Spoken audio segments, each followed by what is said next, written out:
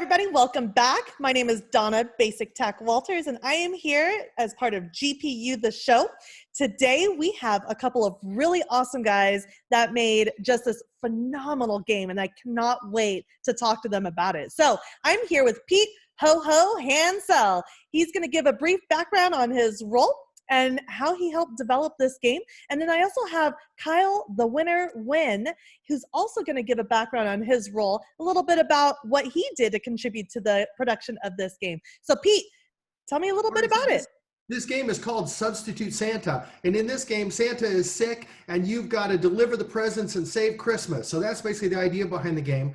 The game company is called Tablestar Games. We make video games and board games. Last year, we came out with our 20th board game, which is called Bike Route Sacramento. It's been doing really great. I've worked on about a dozen video game projects and we've published 2. So this will be the 3rd video game, which is fun. And Substitute Santa was taken about a year for us to make. We started almost a year ago, and there were 4 of us. There was myself. I had the main idea, and I did a lot of 2D art and some of the set building. And we had a wonderful engineer named Thompson who just programmed anything we asked for. Hey, we want a counter that adds this and subtracts that and puts it over here. And he's like, okay, we'll make that. And then we had a really great 3D artist named Jonathan Camacho. And anybody who's around the Sacramento group has seen John's work. Really beautiful. We'll show the clip and we'll show some of his 3D art in a little while, and you'll see why it's so exciting. And then we have Kyle here. And Kyle, go for it. So yeah, I took over the role primarily of production, so I kept things organized on schedule. I was the one who essentially made sure that we had a finished game by the time the showcase came around. I also ended up doing some level design work, so I helped Pete. The 2 of us built a lot of the levels out together, the flow and the strategy behind it, and then I also did the sound effects and the music, and that was another whole fun thing to work on. That's awesome. Now, we got something really cool to show you. We're going to show you about a 30-second clip here that's a preview of Substitute Santa, and we're going to go ahead and roll it now.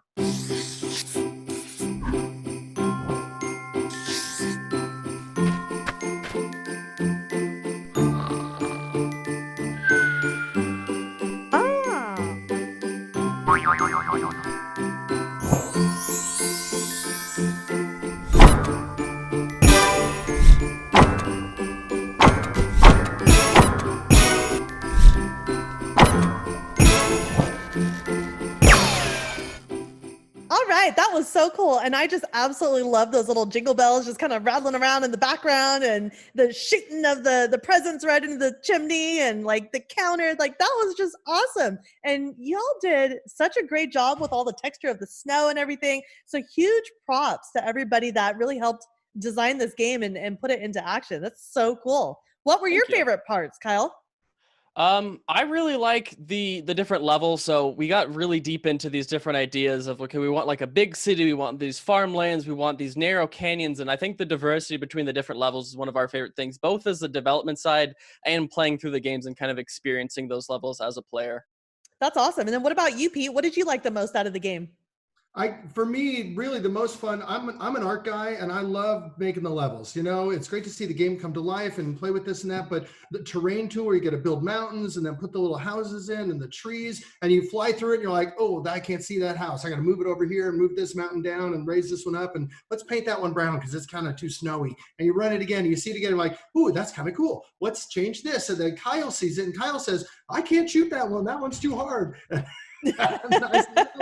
It's supposed to be hard, you know. We argue back and forth about how the content should go because, you know, the content is a lot of the time too. You think about the art guy, they do all their work, and the programmers, but the content developers, you know, we made 10 levels, and each level is like a whole little universe and a whole narrative behind it and a story and ideas and all that. And then John would come up with special props for that level. So the farm level's got this little windmill, and you have to shoot through the blades of the windmill to get the thing. So it's kind of really a hard shot. And all of a sudden that level suddenly had a fun little thing happening and really made that level exciting. And then we're like, okay, well, what can we do on the next level? Because now you got to one up the last level. Keep it fresh and different every time. Right. Absolutely. Absolutely. So Kyle, I know that you had some really cool, like, artwork that you wanted to share. So show us a little bit about what you have, some of your models, maybe what went into the design of this art. Yeah, so pull up my screen real quick. So basically we have a bunch of different levels. This is our, what is this, Sugar Plum Village. Uh-huh. And we have all sorts of fantastic houses that our artist John made. So I love looking at these. There's so much difference between each one. We've got taller ones, we've got shorter ones, we've got different kinds of chimneys that you're supposed to hit. So there's, these kinds. There's other smaller kinds that are even harder to hit. We've got this fantastic church that you fly over, and as you fly over it, we've got dynamic audio, so the bells will play and you can hear them as you pass by the church.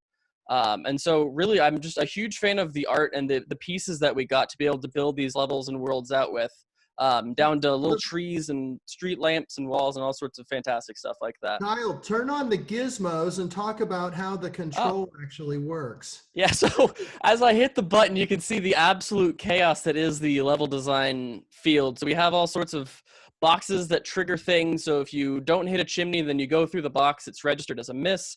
You've got this green line, which is the track that you fly through. So you go all the way around this little village and loop around and come back. We've got these orange lines that are the dynamic audio system. So as you pass by a place, you have a sound triggered from inside a forest or from inside this church that really help immerse you in the world. So Kyle, you were talking about some of this 3D art here, some of the pathways that are going on, some triggers that are going to help with sound effects. What are some of the steps that needed to happen in order to bring the game to a polished final product? So it took a lot of communication. I think that's one of the most underrated things in game development is the amount of communication that's required for the entire team. So specifically between myself and our programmer, Thompson, communication on how, what sort of tools I need to build these levels. He built all of these fantastic little gizmos that are super easy for me to use as a non-programmer, so I know how to make this track go to and fro and do cool things like turning and implement all the game design stuff, as well as with the audio. Me being the sound designer, working with him on giving me the tools I need to do my job and making sure that all four of us are in constant communication on what's done, what needs to be done. Every single week we check in. Actually, every single day we check in on the mornings on who's doing what, and then every 2 weeks at the end of a sprint we talk about all the stuff that we need to do next and iterate from there. Awesome. So lots and lots and lots of communication. That's the key to success. Mm-hmm. Oh, that's perfect. Just like any other kind of relationship that you got going on, you need to have that communication in order to get something accomplished, right? So, basically we kind of went over a couple things. We went over your different roles within the organization. We kind of reviewed a little bit about Tablestar Games, and we took a look at your absolutely phenomenal looking brand new game here, Substitute Santa. Did a couple game clips, showed some artwork on it, and then also got to run through like a quick sample and gameplay demonstrations. So that is just such great information. Do you have any last comments? I would say go download the game. It's free. It's on the Android Play Store, Google Play Store. Download it to your Android device. Give it a try. If we were all in person at the show, we'd be having it there in VR. If you have a cardboard VR or you can download one, then you can try the VR. If you don't, you just use your phone. You can just play it on your phone. That's awesome. Well, how can people get a hold of you if they want to ask you questions, or maybe if they have additional suggestions, let's say for a part 2? So you can go to substitutesanta.com, and Substitute Santa has links to download it. It also has a feedback form if you find bugs. And you can also, there's a link to support at tablestargames.com where you can send email in and offer us advice and tell us what we really should do.